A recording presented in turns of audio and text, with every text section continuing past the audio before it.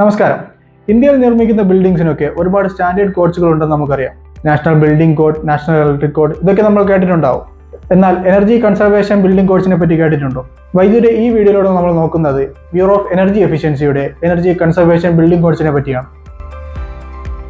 Ministry of പവറിന്റെ കീഴിൽ bureau of energy എഫിഷ്യൻസിയാണ് എനർജി കൺസർവേഷൻ ബിൽഡിംഗ് കോഡ്സ് അഥവാ ECBC ഇൻട്രൊഡ്യൂസ് ചെയ്തത്. ECBCയുടെ പ്രധാന ലക്ഷ്യം എന്തെന്നാൽ ഒരു ബിൽഡിംഗ്സിലെ ആവശ്യമായ എനർജിയെ എത്രത്തോളം കുറച്ച് ആ ബിൽഡിംഗ്സിനെ എനർജി എഫിഷ്യന്റ് ആക്കുക എന്ന സ്റ്റാൻഡേർഡ്സുകളാണ് ECBCയിലുള്ളത്. 2007 ഇൻട്രൊഡ്യൂസ് ചെയ്ത ECBC ധാരാളം റിസർച്ചിലൂടെയും സ്റ്റഡീസിലൂടെയും പുതിയ ഇൻസ്ട്രക്ഷൻസും സ്റ്റാൻഡേർഡ്സും അപ്ഡേറ്റ് ചെയ്തു വരുന്നുണ്ട്. മാത്രമല്ല 100 കിലോ വാട്ടോ അതിൽ കൂടുതലോ കണക്റ്റഡ് ലോഡുള്ള HD ബിൽഡിംഗ്സിലേക്ക് ECBC കോഡ് നിർബന്ധമാക്കുകയും ചെയ്തു. ബിൽഡിംഗ്സിന്റെ ബേസിക് ആവശ്യങ്ങളാണ് lighting, heating, ventilation, air condition, water heating. ഇത്രയും ബേസിക് ആവശ്യങ്ങൾക്ക് വേണ്ടിയുള്ള എനർജി എങ്ങനെ കുറയ്ക്കുക എന്ന ഇൻസ്ട്രക്ഷൻസ് ആണ് പ്രധാനമായും ECBCയിലുള്ളത്. ഒരു ബിൽഡിംഗിന്റെ ആവശ്യമായ എനർജിയുടെ ഭൂരിഭാഗവും റൂം ടെമ്പറേച്ചർ മെയിൻറ്റെയിൻ ചെയ്യുവാനാണ് ഉപയോഗിക്കുന്നത്.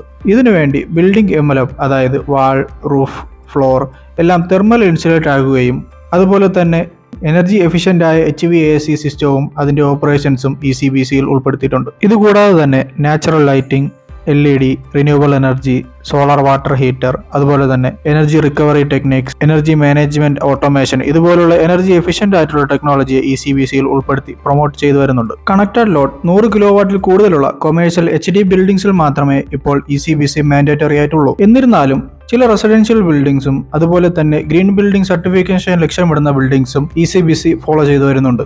ബിൽഡിംഗ്സിന്റെ ഓപ്പറേഷൻ കോസ്റ്റ് എനർജി എഫിഷ്യൻസി വഴി കുറയ്ക്കുവാനാണ് ECBC ലക്ഷ്യമിടുന്നത്. ബട്ട് ഇത് ഇംപ്ലിമെന്റ് ചെയ്യുന്ന ഇനിഷ്യൽ കോസ്റ്റ് കൂടുതലായതിനാൽ ECBC ഒഴിവാക്കുകയാണ് എല്ലാവരും ഇപ്പോൾ ചെയ്യുന്നത്.